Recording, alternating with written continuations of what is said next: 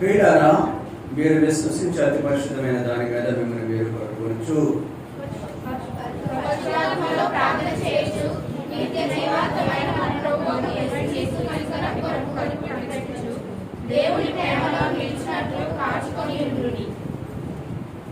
సందేహపడు వారి మీద కనికరం చూపుడి.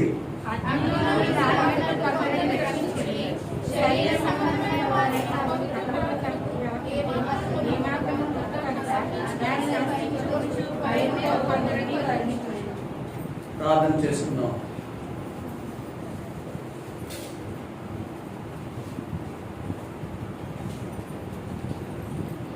సృష్టికర్తమైన మా దేవ, నిత్యమును దూతగణము చేత, భక్తుల చేత, అసంఖ్యాకమైన మానవ కోటి చేత ఆరాధింపబడుచున్న నా ప్రియరక్షక, నేను స్తుతించి మహిమపరుచుకుంటున్నాను. నేటి దినము యావత్ ప్రపంచానికి పండుగ దినం. దేవా, ఈ పర్వదినము 1-2 దేశాలు తప్ప మిగిలిన ప్రాంతమంతట్లోనూ సెలవు దినముగా, ఆరాధన దినముగా, సత్యదేవునికి సమీపంగా వచ్చే సమయముగా మాకు మీరు అనుగ్రహించినందుకు వందనాలు చేసుకుంటున్నాను. వారం వెంబడి వారము ఇలాగున వాళ్ళ చుట్టూ చేరే ఆధిక్యత మీరు మాకు అనుగ్రహిస్తున్నారు. నన్ను జ్ఞాపకం చేసుకున్నట్టు ఇది మీరు చేయుడి అని చెప్పబడిన లేఖనం ఎంతైనా నమ్మదగినది. నీవు మా నిమిత్తం వచ్చినారు, మా కొరకు శిలువ మరణము పొందినంతగా తగ్గించుకున్నారు. మరణించి సమాధి చేయబడి తిరిగి లేచినారు.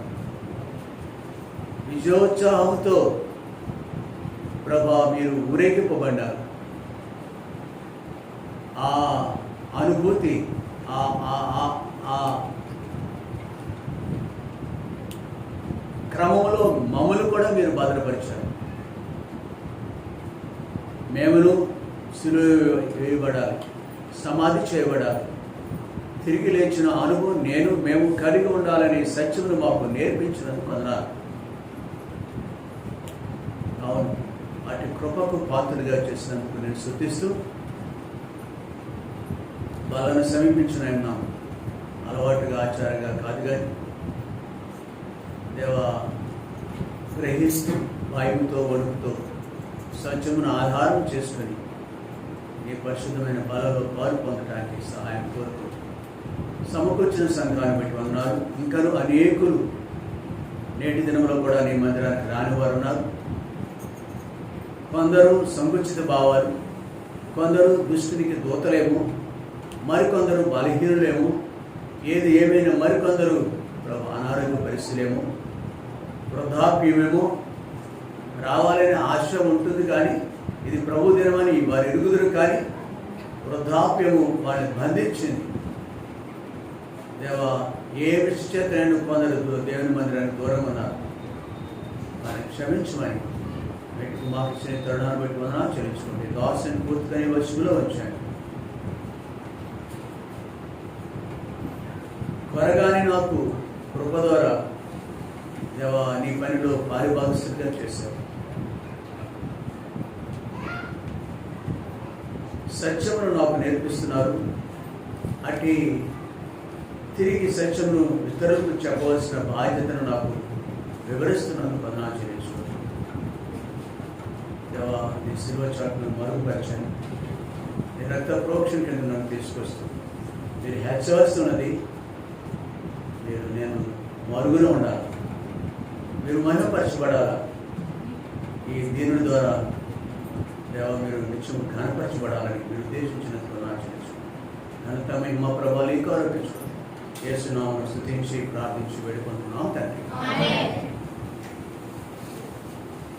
Bible chorus.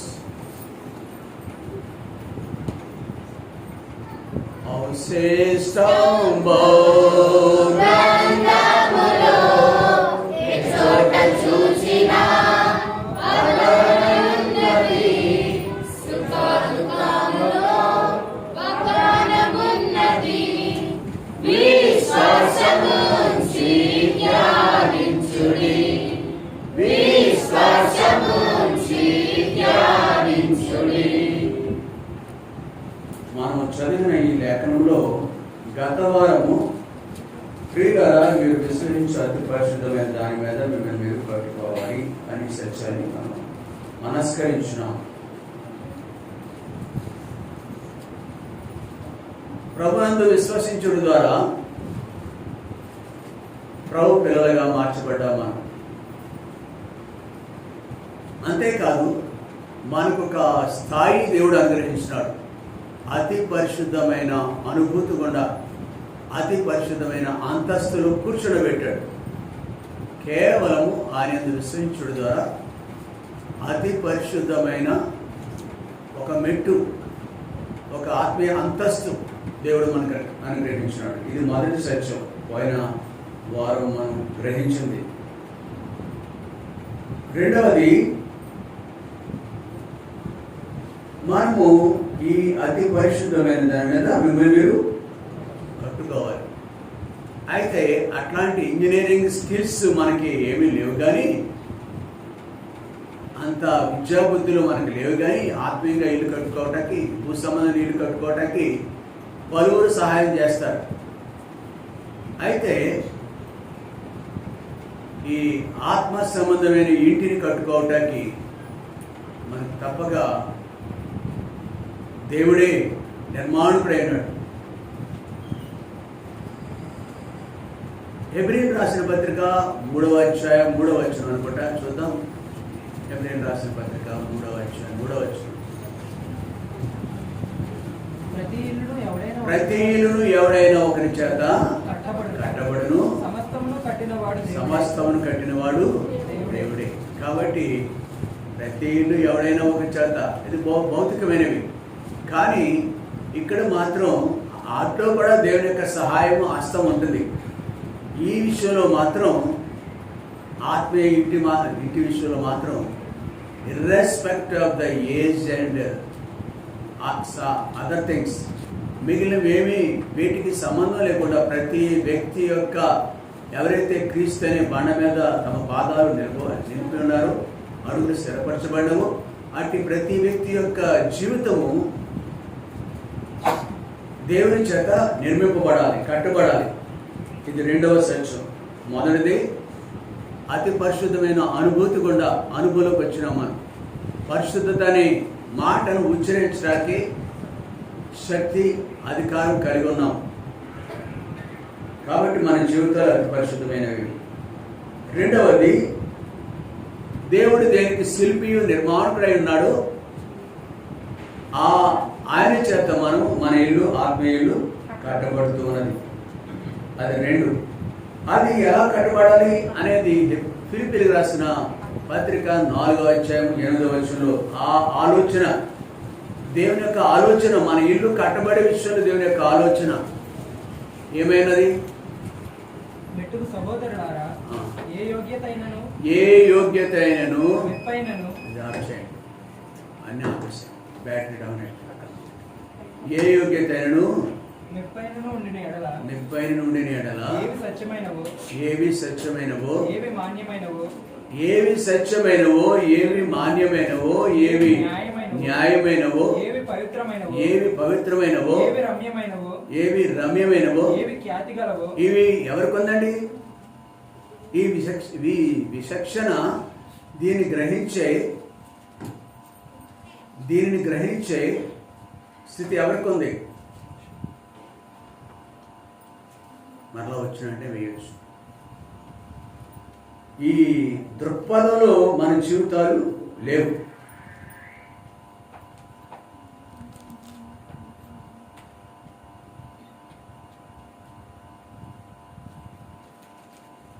ఏవి సత్యమైనవో, ఏవి మాన్యమైనవో, ఏవి న్యాయమైనవో, ఏవి పవిత్రమైనవో, ఏవి రమ్యమైనవో, ఏవి ఖ్యాతి గలవో.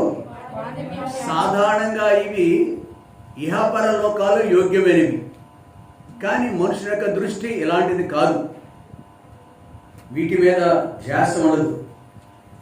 కంటికి రమ్యమైనదిగా ఉండాలి. మన పితరులు ఆదాము హవ్వలు ఎలాగున ఏదైనా వనరులు తప్పిపోయారో, వాళ్ళ దృష్టి భౌతికమైన వాటి మీద ఉందో, అలాగనే మనం కూడా సాధ్యమైనంత వరకు దృశ్యమైనవి మనల్ని ఆకర్షిస్తాయి.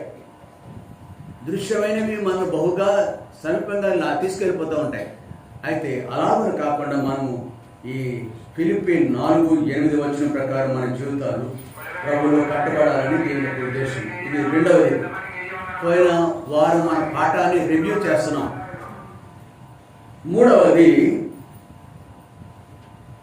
మనము నిత్యము దేవుని చేత శుద్ధి చేయబడుతూ ఉంటాం.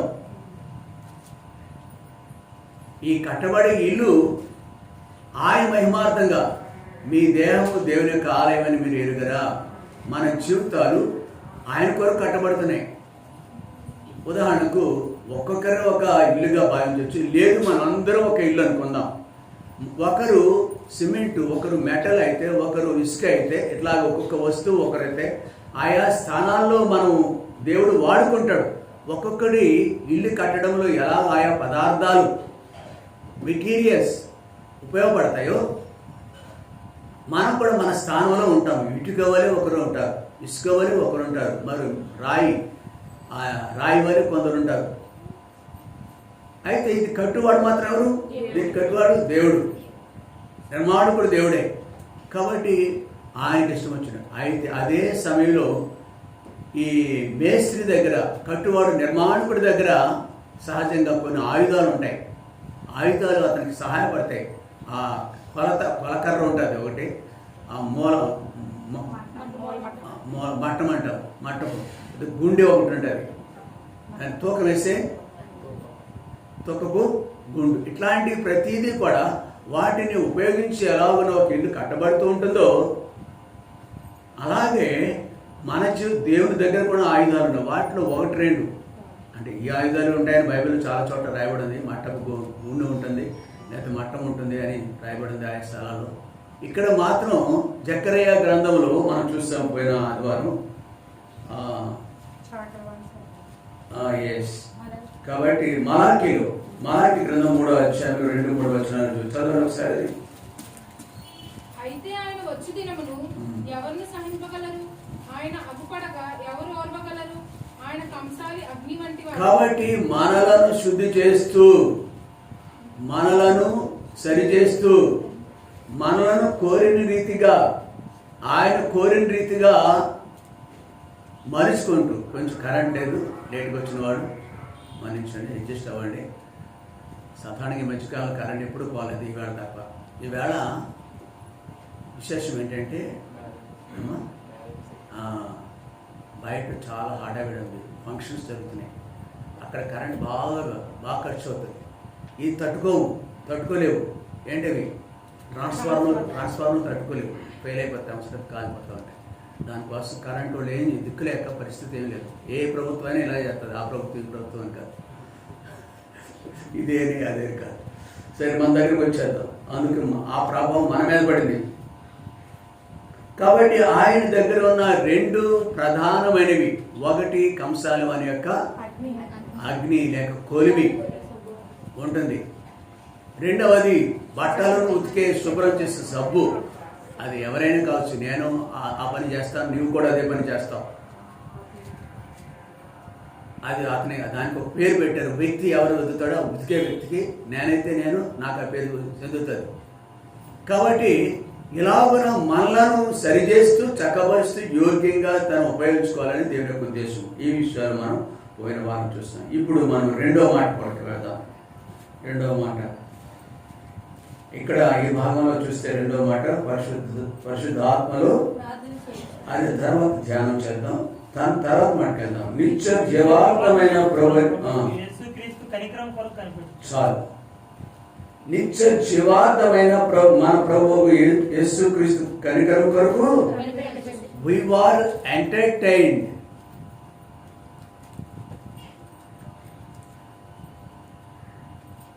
మనము అందరము కూడా దేవుని కృపను బట్టి ఆయన రాజ్యానికి వారసులైనాం. ఎవరు ఇట్లాంటి వారసత్వం పొందారు, హక్కుదారులు అయినారు దేవుని యొక్క రాజ్యంలో? ఎవరండి? నిత్య జీవానికి వారసులయ్యాం మనం. ఒకప్పుడు మనము దేవునికి దూరస్తులుగానే ఉన్నాం.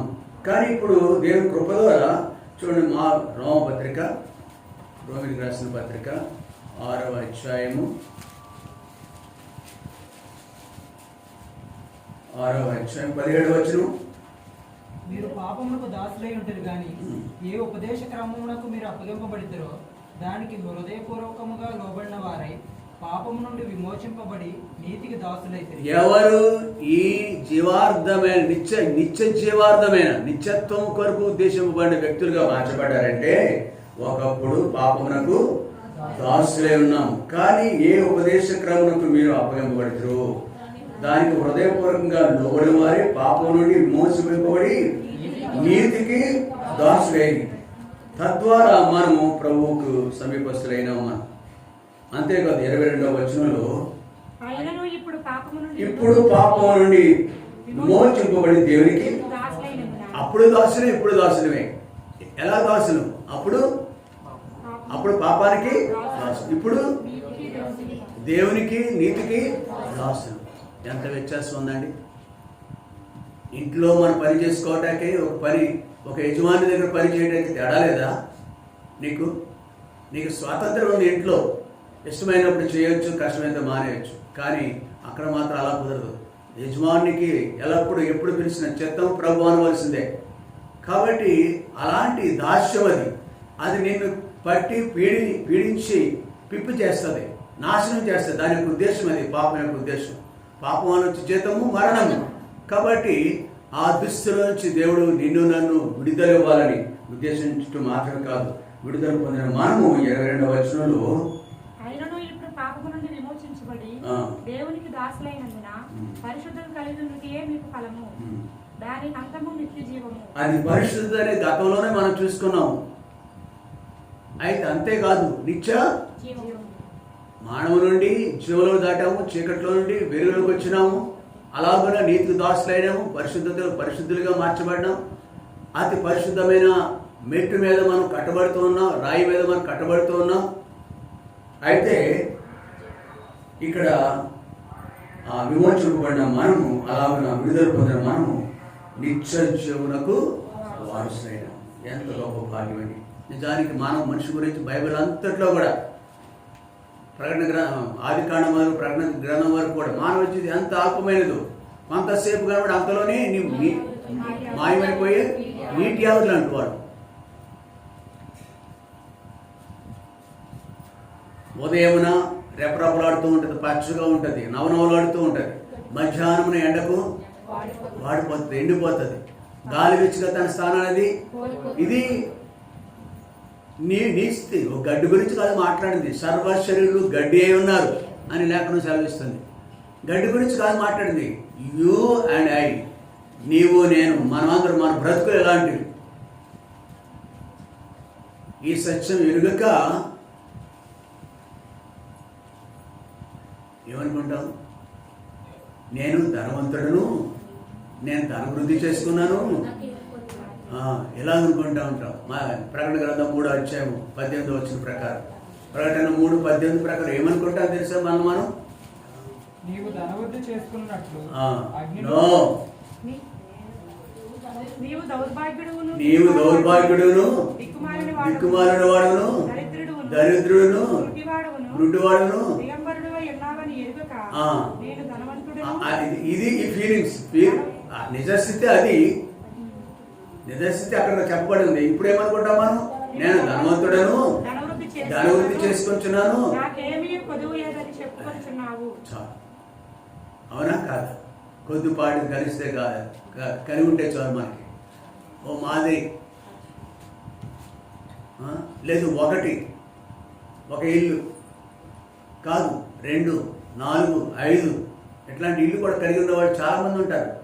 కాబట్టి ఇది చూడగానే మనం నీ సృష్టికర్తను మర్చిపోతూ ఉంటాం, జీవాధిపతిని మర్చిపోతూ ఉంటాం. ఆ దేవునికి దూరం అయిపోయి నిత్య నాశనాన్ని ఎదుర్కొంటూ ఉంటాం మనం. కాబట్టి ఆ దుస్థితిలో నుంచి మనం విడుదలకి రావాలనేది దేవుని యొక్క ఉద్దేశం. అయితే దేవుడు మనల్ని ఆశ్చర్యకరమైన రీతిగా విడుదల ఇచ్చినాడు. మనం మన స్థితిని బట్టి దేవునికి శత్రువులై ఉన్నామని లేఖనాలు సెలవిస్తున్నాయి. రోమపత్రిక 5వ అధ్యాయం 6వ వచనంలో నీవు నేను శత్రువై ఉన్నావు దేవునికి. చదువుదాం ఒకసారి. 10వ వచనం. ఏలనగా శత్రులమై ఉండగా ఆయన కుమారుని మరణం ద్వారా చాలు. ఎలా ఎందుకు శత్రువులు ఏమంటే మనం 6వ వచనం మనం బలహీనులము, 2 మనం భక్తిహీనులము, 3 పాపులు, మనం పాపులము. 8వ వచనం ఉంది అవునా. మనం ఇంకాను ఏ విధంగా చూసినా కానీ ఏ యాంగిల్లో చూసినా కానీ టాప్ టు బాటం. అందుకే యెషయా గ్రంథంలో ఎలా రాయబడింది 6వ వచనంలో, 6వ వచనం అరికాలు మొదలుకొని, మొదటి అధ్యాయము 6వ వచనంలో అరికాలు మొదలుకొని నన్నెత్తి వరకు స్వస్థత కొంచెమేం లేదు. అంటే దుర్గంధం అనమాట. నా బాల్యంలో ఆ పల్లెటూరులో పిల్లలు ఇప్పుడు కూడా ఆరోగ్య సరిగా లేని గృహాల్లో కూడా, అంటే పిల్లలు ఆ మోటు కాలం జస్ట్ ఒక 60 సంవత్సరాల క్రితం మాట చెప్తున్నాను నేను. మా ఈ ఊరిలో కరెంటు కూడా లేదు. కరెంటు లేని ఇంట్లో నేను పుట్టాను. ఆ ఊరికే లేదు, మా ఇల్లు కాదు, ఆ ఊరికే లేదు. ఆ కొన్ని విలేజ్లకే లేవు. తర్వాత ఈ మధ్యకాలం వచ్చింది. 400 సంవత్సరాల క్రితం ప్రపంచానికి కరెంటు పరిచయం అయింది థామస్ ఎడిసన్ ద్వారా. 400 years వరకు కరెంట్ ఎవరికి తెలియదు. కిరోసినే, ఆయిల్ బత్తీలే. థామస్ ఎడిసన్ అనే గొప్ప దైవజనుడు, యూదుడు, అతడు కరెంట్ గురించి కనిపెట్టాడు. వెలుగు గురించి, విద్యుత్ ఉత్పత్తి అనేది.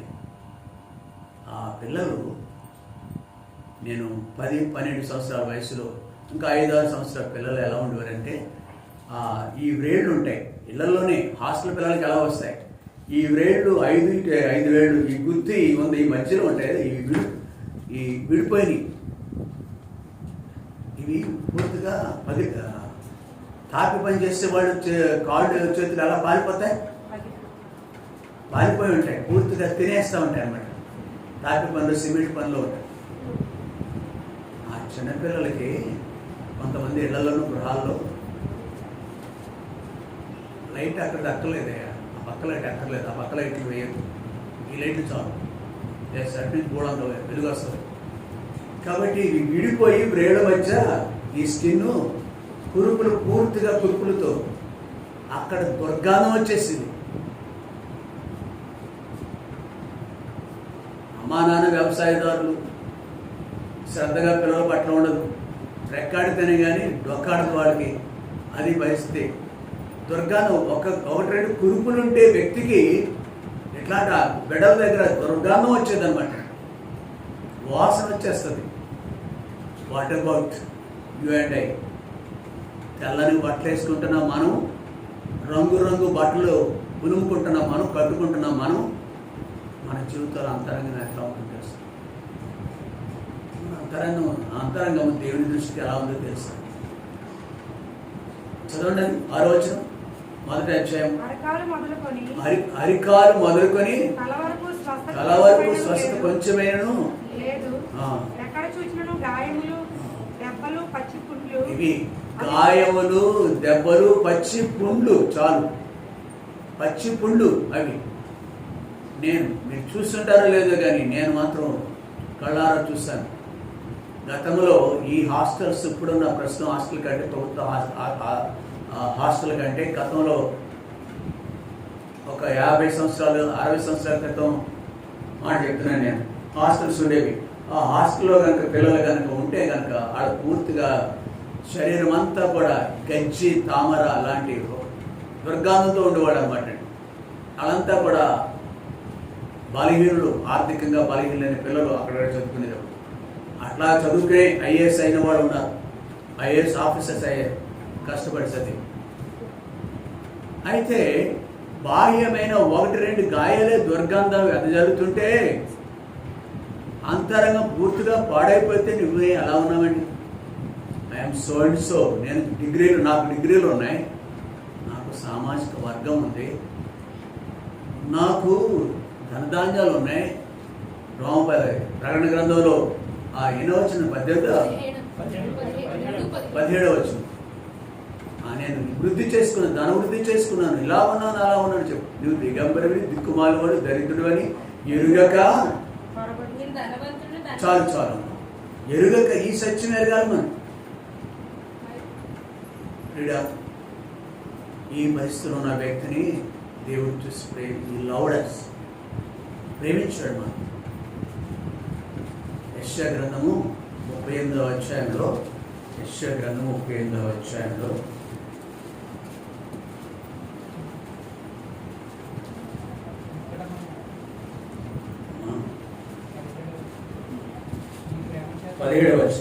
వికటమైన ఆయాసము నాకు యెషయా గ్రంథం 38:17 నీ ప్రేమ చేత నా ప్రాణమును నాశనము గోతి నుండి విడిపించింది. ఈ దుస్థితిలో ఉన్న గోతిలో ఉన్న మొదటి వర్తమానంలో కూడా ఆ సందర్భం తీసుకురాబడింది మన మధ్యకు. నాశనకరమైన గుంటకి దిగట గల దొంగ ఊపని. కాబట్టి ఇక్కడ కూడా గుంటలో ఉన్నాను, అదే గుంట నీ నాశనానికి తీసుకెళ్ళిపోయింది. ఆ గొయ్యి అదే నీ సమాధికి ఉపయోగపడే గొయ్యి. అది ఆ స్థితికి పోలి ఉన్నాం మనం. అయితే ఆ స్థితిలో ఉన్న మనలను దేవుడు జ్ఞాపకం చేసుకున్నాడు. చదువున్నాను మరొకసారి. అది నీ ప్రేమ చేత. ఆ ప్రేమ ఏం చేస్తుంది తెలుసా అమ్మా? ఆ ప్రేమ ఆకాశంలో ఉన్న ఆయనను చూసి జాలిపడేటట్టు చేస్తుంది. కరుణించాడు ఆయన. ఒకనాడు కరుణించాడు. కృప కనికరముల మా దేవా కృతజ్ఞతనర్పింతు. కృప కనికరముల మా దేవా కృతజ్ఞతనర్పింతు. చాలా చరణాలు ఉంటాయి. కరుణింపబడ్డాం మనం. ఈ స్థితిలో ఉన్న మనల్ని దేవుడు కరుణించాడండి. ఆ స్థితిలో ఉంచడానికి ఆ ప్రేమ చేత ఆయన ప్రేమామయుడైన ఆయన, ప్రేమస్వరూపైన ఆయన ఆకాశం విడిచిపెట్టి భూమికి వచ్చినాడు. సశరీరుడిగా వచ్చినాడు. దాసుని యొక్క స్వరూపం ధరించుకున్నాడు. మానవగులంతగా తాను శిలోమానానికి అప్పగించుకోవడానికి ఇష్టమైంది. శిలోమానం పొందినాడు ప్రేమ చేత. ఆయన మనల్ని విడిపించడానికి మరణించినాడు, తిరిగి లేచినాడు. ఆయన కాచిన రక్తంతో ఈ దుస్థితిలో మనకు విడుదల, విమోచన గురించాడు. తద్వారా మానవుల నుండి జీవంలోని దాటించినాడు. నిత్య జీవానికి ఆయన మనలో వారసులుగా చేస్తున్నాడు. కనుక ఆ నిత్య జీవానికి అర్హులైన మనము, కరుణింపబడిన మనము తిరిగి ఇక్కడ రాయబడిన మాట ఏంటంటే అమ్మా మన భాగం ధ్యానాంశం, నిత్య జీవార్థమైన మన ప్రభువుకు యేసుక్రీస్తు కనికరం వరకు no doubt at all we were considered by his grace. ఆయన కృప ద్వారా మనం కనికరింపబడ్డాం, అంగీకరింపబడ్డాం, ఆయన పిల్లలుగా చేసుకోబడ్డాం. చూడండి, ఆ యెరూషలేము నుండి యెరికోకు కూర్చొని ఇంకా చూడండి నాన్న అక్కడ పర్లేదు వెళ్ళచ్చు ఎవరు లేరు. యెరూషలేము నుండి యెరికోకు ప్రయాణం చేస్తాడు ఒక మనుషుడు. దొంగల చేత పట్టబడ్డాడు, కొట్టబడ్డాడు, పొరపాటుతో విడిచిపెట్టబడ్డాడు. ఆ దుస్థితిలో ఉన్న మనలను దేవుడు జ్ఞాపకం చేసుకున్నాడు. మంచి సమయానికి భూమి మీదకి వచ్చినాడు. ఆయన రక్షించాడు, మన నుంచి తప్పించినాడు. ఇక్కడ మేలు, భౌతికమైన మేలు చేయడమే కాదు కానీ నిత్యత్వము ఆయనతో ఉండే గొప్ప కృపకు హక్కుదారులుగా చేశాడు. ఆ ప్రభు తిరిగి రానయ్యున్నాడు. మన ఈ స్థితిలో ఉంచిన ఆ ప్రభు తిరిగి రానయ్యున్నాడు. కాబట్టి ఆయన కొరకు మనం కనిపెట్టి వారుగా ఉండాలి. ఆ లిస్టులో ఎలాగో విడుదల పొంది ఆయన కొరకు ఎదురు చూసిన వారిలో లిస్టులో ఒకనాడు లాజరు ఉన్నాడు. 1వ శతాబ్దంలో వ్యక్తిత్వ మరొక వ్యక్తి, ఆయనతో పాటు సిలువైన వ్యక్తి ఉన్నాడు. ఒకడు ఎవరతను? దొంగ. ఇద్దరు దొంగలు సిలువైపడ్డారు. కానీ ఒక్కడికే శుభోదయం కలిగింది, బుద్ధి వచ్చింది, పరివర్తన వచ్చింది. అక్కడ చూసి ఆయన ఎవరు అని గ్రహింపులకు వచ్చినాడు ఒక దొంగ. ఇక్కడ ఉన్నారు కొంతమంది, ఆయన సిలువ వేసేవారు ఇక్కడ ఉన్నారు. ఇంకా నా సిలువ పడే దుస్థితిలో ఉన్నారు. ఇక్కడ అదే స్థితిలో కొనసాగుతున్నారు కొంతమంది ఇక్కడ మందిరంలో కూర్చున్నవాడు. నీకు తరుణం, ఆయన మరణించక పూర్వము ఎలాగ దొంగతో లేడే నువ్వు నాతో కూడా పరదేశంలో ఉంది అని చెప్పిన ప్రభు నిన్ను నన్ను కూడా మనం కూడా అంగీకరించడానికి ఇష్టపడుతున్నాడు. ఆయన బిడ్డగా చేసుకోవాలని నిత్య జీవార్థమైన కృప చూపించిన ఆ ప్రభు, కనికరించిన ఆ ప్రభు తిరిగి రానయ్యున్నాడు. ఆయన వచ్చి చేయవలసిందల్లా చేశాడు. కానీ కొంతమందికి ఇంకా కనులుండి చూడక, చెవులుండి వినక, హృదయం లేని వారిగా దౌర్భాగ్య స్థితులు. They won't come to the lord. దేవుని వద్దకు రారు, అప్పగించుకోరు, గ్రహింపు ఉండదు వాక్య వెలుగులో. అంధుడికి నీకు తేడా ఏంటి? చెవిటి వాడికి నీకు తేడా ఏంటి? చూడట్లేదా? వినట్లేదా? గ్రాహ్యం లేదా?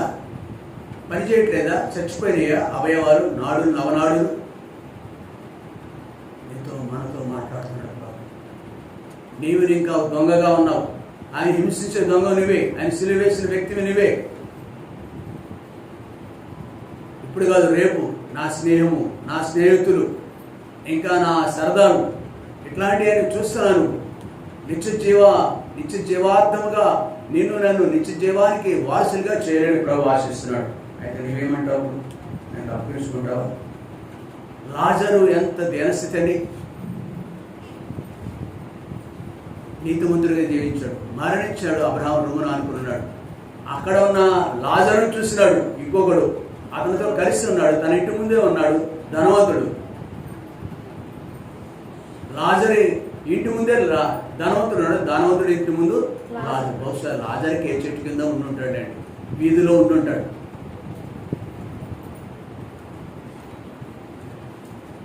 ధనవంతుడేంటి గర్వించి అసహ్యంగా దేవునికి విరోధంగా జీవిస్తూ వెచ్చలవిడి జీవితం జీవించే ఈ మనుషుడు నీతిగా బ్రతికే లాజరును చూసి బుద్ధి తెచ్చుకోలేదు. ఇప్పుడు మాత్రం బుద్ధి వచ్చింది. చాలా మంది ప్రార్థనలు ఎప్పుడు చేస్తారో తెలుసా? ఒకసారి నేను హాస్పిటల్కి వెళ్ళాను, వర్మ హాస్పిటల్ అని. ఇప్పుడు వర్మ హాస్పిటల్ అక్కడ కాదు, ఇంకెందుకో చోటు ఉండేది, అంత డెవలప్మెంట్ లేదు అప్పుడు. ఒక కుర్రోడు అక్కడ ఉన్నాడు, ఒక బిలీవర్ విశ్వాసి ఉంది మన మందిరంలో. ఆడ కొడుకు అనమాట, అతని పేరు వెంకటేష్. అతను చావు బ్రతుకులో ఉన్నాడు. ఆ రోజుని ఆ తల్లిని బట్టి, విశ్వాస అయిన తల్లిని బట్టి అక్కడ చూడటానికి వెళ్ళారు. రెండు చేతులు జోడించి, అయ్యా నా కొరకు ప్రార్థించే అంటే, అక్కడ ఎందుకు రెండు చేతులు జోడించారు తెలుసా? ప్రాణం మీదన్నా. కానీ ఇప్పుడు కూడా భూమి మీద ఎవరైనా ది వరస్ట్ దౌర్భాగ్యుడు ఎవరైనా ఉన్నాడంటే అతను తప్పున్నారు. దేవుడు నన్ను క్షమించురాడు, అతను గంటికి పోయేవాడు. స్టిల్ టుడే ఆ దినాన్ని తప్పించిన అనగా మరణ పడక మీద మరో చోట ఏదైనా అపాయం వచ్చిన వారినో ఇరుకులో ఉన్న వాళ్ళను చూసి నీవు భయపడతావు తప్ప, నీకేదైనా సంభవించినప్పుడు నువ్వు దిగులు పొందుతావు తప్ప, జీవాధిపతి అయిన దేవుణ్ణి, నిత్య జీవార్థమైన రాజ్యాన్ని, నిత్య జీవంతో పాటు నిత్య రాజ్యాన్ని కూడా ఆయన అనుగ్రహించడానికి ఇష్టపడుతున్నాడు. బట్ అంతమందిలో ఈ గ్రహింపు లేదు. చచ్చిన వాడు, సున్నము కొట్టిన సమాధిని పోలిన వాడు. జీవించుచున్న పేరు మాత్రం ఉంటుంది, కానీ మందిరానికి వస్తూ ఉంటారు. ఓ ప్రియుడా, ఓ యవనుడా, ఓ సహోదరుడా, నీ బ్రతుకు ఇంకా ఎలా ఉంది? మన బ్రతుకు ఎలా ఉంది? లాజరు లేపబడ్డాడు, నిత్య జీవార్థమైన అనుభవం కూడా. ఎక్కడున్నాడు ఈ రోజున? పరలోకంలో ఉన్నాడు, నిత్య రాజ్యంలో ఉన్నాడు.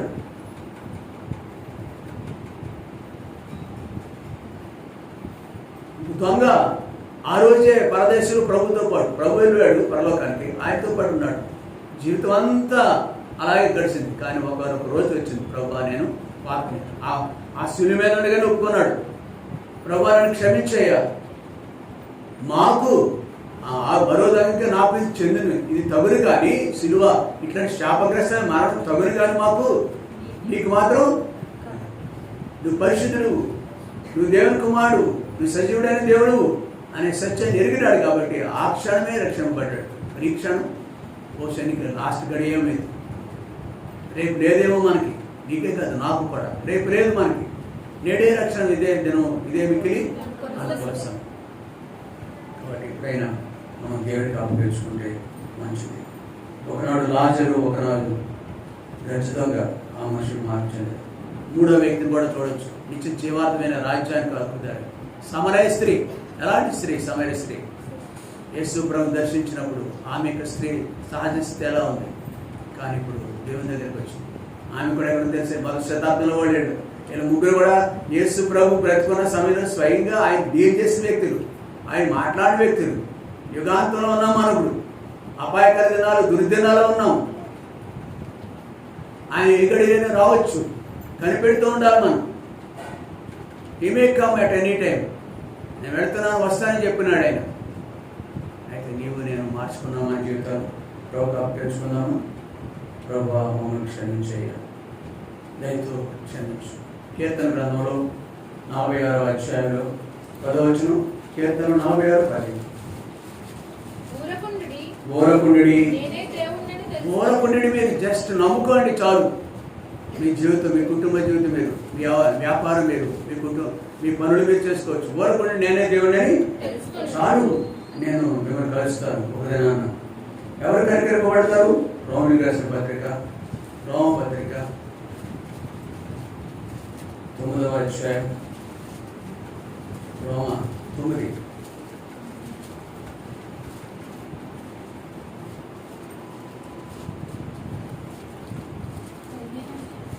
Yes. 15వ వచనం చూద్దాం. అందుకు మోషేతో ఇలాగు చెప్పుచున్నాడు, ఎవనిని కరుణించునో వాణ్ణి కరుణించును. ఒకానొక రోజున దేవుడు మోషేతో మాట్లాడుతున్నాడు. ఏమని? ఎవరిని కరుణించునో వారిని కరుణించును, ఎవరి ఎడల జాలి చూపుదును వారి ఎడల జాలి చూపుదును. కాగా పొందగోరు వాని వల్లైనను ప్రయాసపడు వాని వల్లైనను కాదు. కానీ ఓ ప్రియుడ, రక్షింపబడి ఉన్న మనము కూడా అమ్మా ఒక దినాన్న పరలోకంలో నిలిచి ఉండాలంటే కేవలము మనం రక్షింపబడ్డామని అతిశయంతో ఉంటే మాత్రం దేవుని రాజ్యాల్లో చేరకపోవచ్చు. చూడండి, 10 మంది కన్యకలు ఉన్నారు. ఆ 10 మంది కూడా సిద్ధపడి పెండు కుమారుని ఎదుర్కోవడానికి వెళ్ళారు. కానీ ఎంతమంది ఎదుర్కోబడ్డారు? కేవలం నీవు నేను కూడా విడిచిపెట్టబడతావా, లేక ఎత్తబడతావా? ఎత్తబడుదువా లేక విడువబడుదా? కాబట్టి భయం కలిగి ఉండాలి. ఇక్కడ రాయబడిన ఎవరిని కరుణించునో వారిని ఎవరిని ఎడల జాలి చూపుదునో పొందగోరు వారి వల్లైనను ప్రయాసపడి వారి వల్లైనను కాదు. కానీ అయితే నీవు నేను ఒకటి చేయాలా? భయంతో వణుకుతో మన జీవితాలు గడపవలసిన అవసరం ఉన్నది. దేవునికి అప్పగించుకుంటే చాలు. ఇది రెండవది. మొదటి ఏమనుకున్నా? విశ్వసించు అతి పరిశుద్ధమైన దాని మీద మిమ్మల్ని మీరు. రెండవది నిత్య జీవార్థమైన కనికరం కొరకు కనిపెట్టుచూ ఉండాలి. రాత్రి బావులు. అందుకే మత్తయి 24 వచ్చాను ఎలాగలేదు. కానీ దొంగ ఏ గడిలో వచ్చినో ఆ ఆకాశం మందు మెరుపు పుడతారు కదా, ఎక్కడ పుట్టేది ఎక్కడ అంత అవుతుందో మీకు తెలియదు. అలాగే నా రాకడ కూడా. కానీ మెట్టుకు నేను రావడం అనేది సత్యం. కాబట్టి ఆయన రానే అన్నాడు. అయితే మనం సిద్ధపడాలి, ఆయన కొరకు కనిపెడుతూ ఉండాలి. ఇది మాత్రం మర్చిపోవద్దు. చివరిగా మరో మాట చూసుకుని మనం ముగించుకుందాం.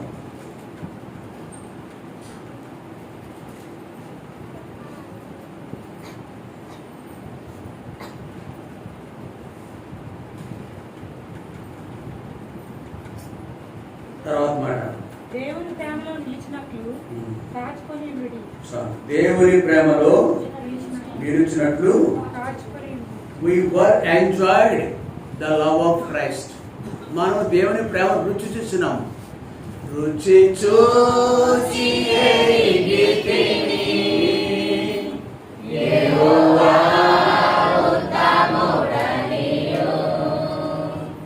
రుచి చూసి ఎరిగితిని యెహోవా ఉత్తముడనియు.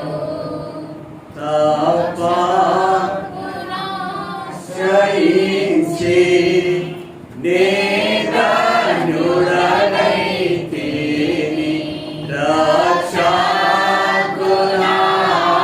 రక్షకునాశ్రయించి నేనుడనైతిని రుచి చూచి ఎరిగితిని యెహోవా ఉత్తముడనియు. కొలస్సీయులకు రాసిన పత్రిక 2వ అధ్యాయం. కొలస్సీయులకు రాసిన పత్రిక 2వ అధ్యాయం.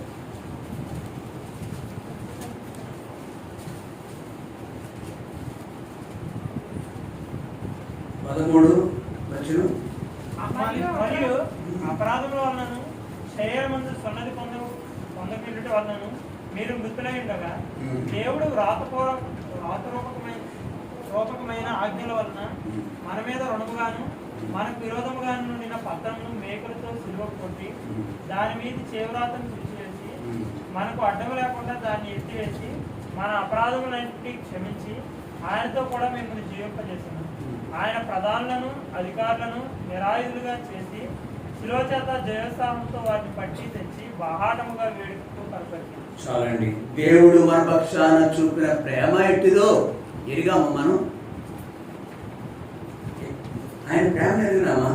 ఇక్కడ రాయబడిన మాట ఏంటంటే దేవుని ప్రేమలో నిలుచున్నట్లు కాచుకొని ఉండి, అక్కడ కనిపెట్టుకొని ఉండి, నిత్య జీవార్థమైన ప్రభువైన యేసుక్రీస్తు కొరకు, ఆ కనికరం కొరకు కనిపెట్టుకుని కనికరింపబడ్డాం. ఉదాహరణకు ఒక రోడ్డు మీద ఫ్యాటల్ వూండ్స్తో అంటే భయంకరంగా యాక్సిడెంట్ జరిగి మోటార్ సైక్లిస్టు ఏం చేయలేదు, ఎవరిని కొట్టలేదు. మధ్యలో అవి డివైడర్స్ ఉంటాయి. ఎవరు అతను గుద్దలేదు, ఇతను ఎవరు గుద్దలేదు. దేని గుద్దాడు? కన్ను మిన్ను కానక తోలేవాడు ఉంటాడు చూసారా? అంటే ఒకరు కొన్నిసార్లు ఇది కావచ్చు, అర్థమవుతుందా? ఇది కావచ్చు. కొన్నిసార్లు గర్వం, యవనస్తుల్లో ఎవరైనా కావచ్చు, యవనస్తులైన అక్కర్లేదు. మనుషుల్లో ఉన్న అవిధేయత ఉంది, అది ఆ రీతిగా దారి నడిపిస్తుంది. విలవలాడుతున్నాడు, రక్తం మడుగులో ఉన్నాడు. ఆ వ్యక్తిని చూసి ఎవరు జారిపడతారండి? పోలీసుల సాక్ష్యం చెప్పమంటారు. నీకు ఎవరో ఎందుకు తెలుసు, నువ్వు ఎత్తిపోయి ముట్టుకున్నారు బాడీని అంటారు. ఇంకా రకరకాలుగా.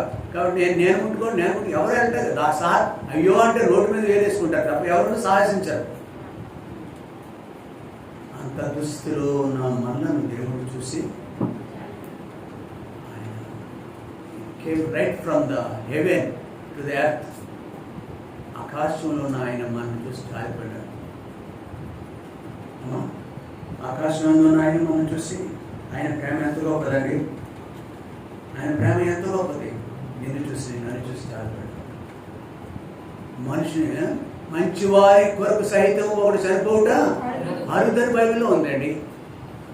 మంచివారి కొరకు సైతం మనం ఎన్ని రీతిగా శత్రువులే, భక్తిహీనము, బలహీనము, పాపాత్ములము, చివరికి మనం డెడ్ ఎగ్నెస్ట్ శత్రువుని చూసి ఉమ్ము వస్తారు. అలాంటి దుస్థితిలో ఉన్న మానవ జాతిని నిన్ను నన్ను వీఆర్ ఆల్ రైట్ అవుట్వర్డ్లీ, బాహ్యానికి మనం బాగానే ఉంటాము, అంతరంగా మాత్రం చెడిపోయేది కదా. అట్లాంటి పరిస్థితులు ఉన్న ఆయన మాత్రం కనికరించాడే, కృప చూపించాడే. ఆ ప్రేమను మనం జ్ఞాపకం చేసుకోవద్దా? దేవుని ప్రేమను, ఆ ప్రేమను నిలిచి ఉండాలి. మనం నిలిచి ఉండి కాచుకోవాలి. కాబట్టి దేవుడి అందుకని కొలస్సీయులకు రాసిన పత్రికలో జ్ఞాపకం చేస్తున్నాడు. 2వ అధ్యాయంలో 8వ వచనం 13 నుంచి కదా, అపరాధం వలన శరీరం సున్నతి పొందకుండుట వలన మీరు మృతులైనడగా చచ్చిన వారు మీరు దేవుడు వ్రాతపూర్వకమైన ఆజ్ఞల వలన మన మీద రుణముగాను మనకు విరోధముగాను నుండిన ఆ పత్రమును మేకులతో. చూడండి, సాధారణంగా హాస్పిటల్కి వెళ్తే ఆయా స్కానింగ్లు చేస్తారు. ఎన్ని రకాలు ఉన్నాయి? 2-3 రకాలు ఉన్నాయి స్కానింగ్లు. సిటీ స్కానింగ్ అంటారు, ఎంఆర్ఐ, అట్లీస్ట్ ఈ 2 ఉంటాయి అనుకోండి. ఇంకా కొన్ని టెస్ట్లు రోజుకు 4-5 టెస్టులు రాస్తూ ఉంటారు పేషెంట్కి జబ్బుగా తెలుసుకునేంత వరకు. లేకపోతే అక్కడ హాస్పిటల్లో ఉన్న ల్యాబ్లో ఉన్న పద్ధతులు అన్నీ వాడేస్తారు. ఎందుకంటే వాడికి ఆదాయం కావాలి కదా, అది వేరే సంగతి. మన జబ్బు ఆదాయం తెలిసినప్పుడు మాత్రమే మొత్తం అన్ని టెస్టులు రాస్తూ ఉంటారు. వీటిలోనూ ఆ రిపోర్ట్స్ వస్తాయి కదా, వాటిలో చక్కగా అన్ని విషయాలు, ఉదాహరణకి ఈసీజీ అంటారు, దాంట్లో చక్కని అన్ని బొమ్మలతో కూడా అవన్నీ వస్తాయి ఈసీజీలో. అలాగే ఇంకోటి ఉంది, ఈసీజీ తర్వాత ఇంకో టెస్ట్ ఏంటి? Endoscope, MRI test. ఇట్లాంటి టెస్ట్ ప్రతి దాంట్లో దానికి సంబంధించిన చరిత్ర చూపిస్తుంది. ఇప్పుడు పాపాత్ములైన మన గురించి గురించి కనుక ఫొటోస్ అలాగే స్కానింగ్ చేస్తే అయినా నా బాల్యం నుండి మన బాల్యం నుండి ఈ రోజు వరకు బహుశా మన ఇంట్లో వాడు మనం చూసి సహించలేరు, ఓర్చుకోలేరు. ఇంత రోత ఇవి చూస్తారు, మన స్టోరీ అంతా చూస్తారు, యేసుప్రభు చూపిస్తాడు, స్కానింగ్ చేస్తాడు.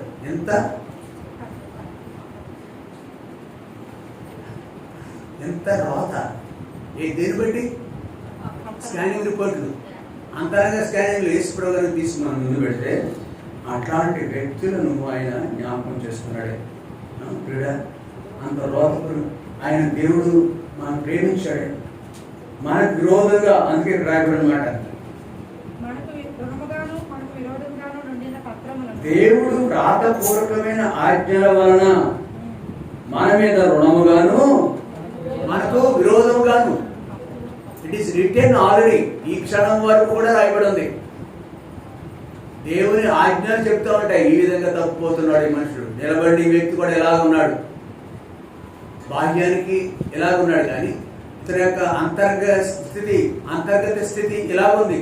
ఈ గడి వరకు దేవుడు నన్ను ఛాయాచిత్రాలు తీస్తూనే ఉంటాడు. మన శాటిలైట్స్ ఉన్నాయి, తెలుసా మీకు? ఉన్నాయా? ఏం చేస్తాయి పని? శాటిలైట్ చేసే పని ఏంటి? ఫోటోలు తీస్తాం, ప్రతి క్షణం తీస్తుంది ప్రపంచం. మన దేశానికి సంబంధించినవన్నీ కూడా అవి తీస్తూనే ఉంటాయి. ఏ దేశానికి ఆ దేశం ఛాయాచిత్రాలు, లైక్ శాటిలైట్స్ అంటారు, ఉపగ్రహాలు అంటారు. మనుషుడికి ఎంత జ్ఞానం ఉంటే దేవుడి జ్ఞానం ముందు నీవు నేను నిలబడగలమా? Still he's loving us. ఆయన మనం ప్రేమిస్తున్నాడు,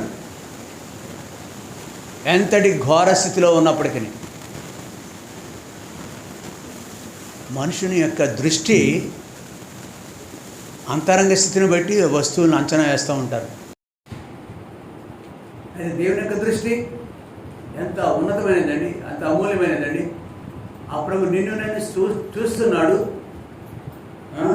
మనకు విరోధంగా, వ్రాతపూర్వకంగా అవన్నీ కూడా మన మీద రుణముగాను విరోధంగాను ఉన్న పత్రం మీద అవన్నీ అయితే ఆయన ఆల్రెడీ ఇప్పుడు చేసినప్పటికీ అప్పుడు చేసిన కార్యం ద్వారా, ఆయన శిలువ మీద మేకులతో కొట్టబడడం ద్వారా ఆ పత్రాన్ని ఆయన ఏం చేశాడు? శిలువ మీద చించివేసినాడు. ఇంకేం చేశాడండి? చేవ్రాతను ఒకటి మేకులతో శిలువ మీద కొట్టేశాడు. అంటే రెండోది చేవ్రాత చేశాడు. మూడవది మనకు అడ్డు మనకు ఎవరికి? టు యూ అండ్ ఐ, మనకు అడ్డు లేకుండా దాన్ని ఎత్తివేసి చాలండి, థ్రోన్ అవే. సాధారణ పనికి మారిన దాన్ని పెంట కుప్పన్న చేస్తాం. ప్రత్యేకంగా పల్లెటూరులో, ఇప్పుడు టౌన్లో మనకు లేవు. దాని కొరకు పాపం ఎంతటి త్యాగం అంటే, టౌన్స్కి వచ్చిన భోగం ఏంటంటే ప్రతి ఇంటికి వచ్చి తలుపు తడుతున్నారు. ఇలాగా చెత్త ఇల్లుకి వెళ్ళేవారు. ప్రతి గ్రామాల్లో ఏముంటుంది, ప్రతి ఇంటికడ ఏముంటుంది తెలుసా? పెంట ఉంటుందా ఉండదా? పెంట భోగులు ఉంటాయి అమ్మా, అవునా కదా?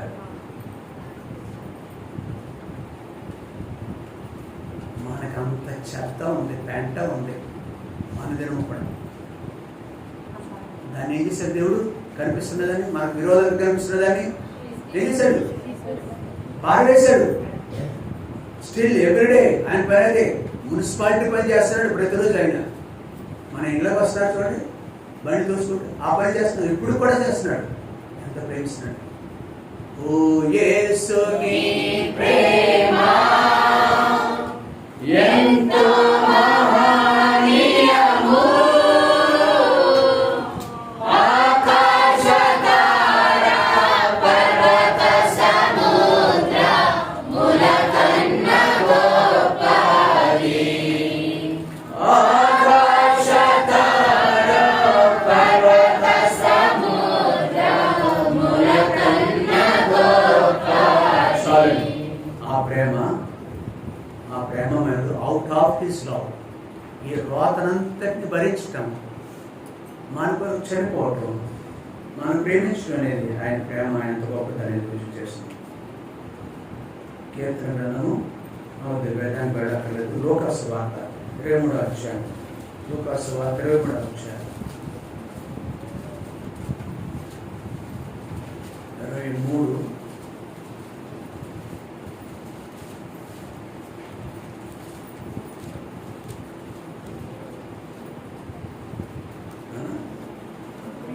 Yes correct. మనకైతే ఇది న్యాయమే. 34 చదువుదా? యేసు తండ్రి వీరేం చేయుచున్నారో వీరెరుగరు గనుక వీరిని క్షమించమని చెప్పాను. చాలా సరే, ఒక వ్యక్తికి వ్యక్తి ఎంత తేడా వచ్చిందని బయట తీస్తారు మైండ్ పట్టుకోవడం. పాపిని ప్రేమించడం అనేది మనం కొంతవరకు ప్రేమిస్తామండి. మనకు లిమిట్స్ ఉంటాయి, హద్దులు ఉంటాయి. మన ప్రేమ కూతుర్ని గెంటేసి వాడు ఎంతమంది లేరండి, నిత్యం పోరాడేవాళ్ళు ఎంతమంది లేరండి. కూతురికి తండ్రికి మాట అక్కరు, తండ్రికి పిల్లలకు మాట అక్కరు. ఇది మనలో ఉన్న నిజానికండి. నాకు కనుక క్రైస్తవ మైండ్ ఉండుంటే, క్రీస్తు మనసు ఉండుంటే, యేసుక్రీస్తు కలిగిన ఈ మనసు మీరును ఉండుంటే లోపం ఉన్న వ్యక్తులు అలా కనిపిస్తారండి, మంచిగా కనిపిస్తారు.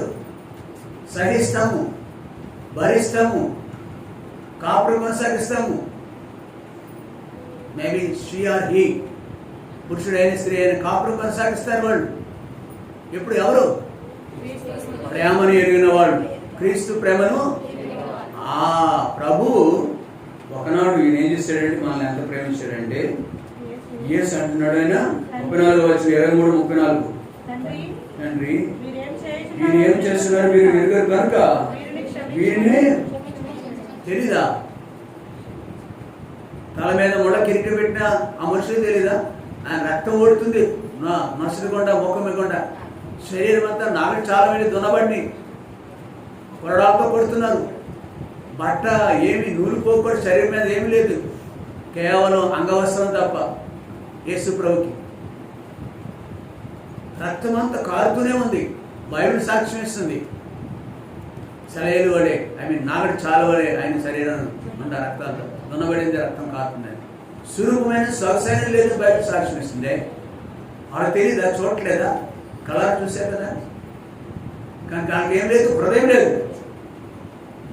చచ్చని స్థితిలో ఉన్నారు వాడు. కానీ ప్రభు అయితే విశాల హృదయం కలిగి ఉన్నాడు, ప్రేమ హృదయం కలిగి ఉన్నాడు. ఈ లవ్స్ అండ్ లవ్స్, ప్రేమిస్తూనే ఉన్నాడు. ఆయన శిలువ మీద ఉన్న చేతులు కూడా ఇంకా చాచబడి ఉన్నాయి. రక్షింపలేకుండా ఈ హోమహస్తం కురిచి కాలేదు, వెన్నెరకుంటే ఆయన చెవులు మందం కాలేదయ్యా బాబు. మీ దోషాలు మీకును నాకును అడ్డుగా ఉన్నాయి. చాచబడిన చేతులు, మేకులు కొట్టబడిన చేతులు నీ వైపు చాస్తున్నాయి ఉన్నాయి. ఇప్పుడే నీ వైపే చాచబడదు, మన కొరకే చాచబడదు. వారు ఏం చేస్తున్నారు? వారికి దుర్భాష మాట్లాడే వ్యక్తి, ఈ ఇష్టానుసారంగా జీవించే వ్యక్తి, స్వేచ్ఛానుసారంగా జీవించే మనుషుల గురించి చూస్తూ, అయ్యా నేను క్షమిస్తున్నాను, ప్లీజ్ కమ్ టు మీ.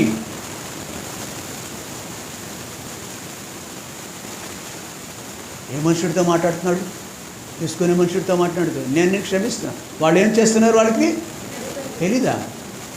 కొన్ని సెంటర్స్ ఉంటాయి, నైట్ టైం 6, 7, 8 గంటల టైంలో వెళ్ళాలి మనం. అట్లా దారి దొరకదు, అట్లా మనకి అంత బిజీగా ఉంటాయి. హోటల్స్ కాదు అవి, షాపులు అంటారు. అట్లా చేస్తున్నారు వాళ్ళకి తెలియదండి. దేవుడు మనం ప్రేమిస్తున్నాడు కాబట్టి మనం ఏం చేయాల్సింది? ప్రేమించాలి, ప్రేమలో నిలిచి ఉండాలి. అదే ఇక్కడ రాయబడింది మాట. దేవుని ప్రేమలో ఉండాలి. తీగ ద్రాక్ష వల్లో నిలిచి ఉంటేనే కానీ దాని ఎలా ఫలింపదో అలాగే మీరును. వద్దామా? ప్రభు దగ్గరికి వచ్చేద్దామా? ప్రభుకి అప్పగించుకుందామా? ఇంకా విశ్వాసులని చెప్పుకుంటూ కూడా ఇంకా పోయిన వారంలో కానీ గత కాలంలో కానీ ఇంకేదో తప్పిపోతున్న అపరాధ భావం నా మీద కానీ మన మీద కానీ మోపబడుతూ ఉంటుంటే ఐక్యత లేదు, ఇంకా క్రీస్తు మనసు లేదు. ఇంట్లో కొట్లాట్లే, నిత్యము కొట్లాటే. ఏ రోజు నెమ్మది ఉండదు. బైబిల్ ఉంటుంది, పాఠ్య పుస్తకం ఉంటుంది, ఏ రోజు నెమ్మది ఉండదు. ఎక్కడుంది? నీలో ఉందా? ఒక్కడిలో చాలు, ఒక్కడే ఆ ఒక్కడిని బట్టి ఇల్లంతా వెలిగింపబడిన దీపస్తంభం మీద అనేకులకు వెలిగిస్తుంది. వెలిగింపబడింది అది. నువ్వు వెలిగింపబడిన వ్యక్తిలా కనపడట్లేదు, నీట్గా వెలిగవట్లేదు, నువ్వు ఆకర్షించుకోవట్లేదు, మేలుగా ఉండట్లేదు. ఆ దీపం మేలుగా ఉంటుంది కానీ పడింది వెలిగింపబడలేదు. ఇంకా లోపం ఉంది. దేవుని పెట్టుకున్నావు కానీ లోపం ఉంది. దిద్దబడిన బ్రతుకులేదు మనకి. ప్రభు నేను అనుగ్రహిస్తున్నాను. ఒకటి విశ్వసించుచున్నా మీరు విశ్వసించు అద్భుతమైన దాని. రెండవది నిత్య జీవార్థమైన మన ప్రభు యేసుక్రీస్తు కనికరం కొరకు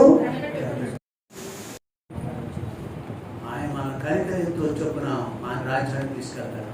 మూడవది దేవుని మోకరించండి, ప్రార్థన చేసుకుంటాం. మోకరించడం, ప్రార్థన చేసుకున్నాం.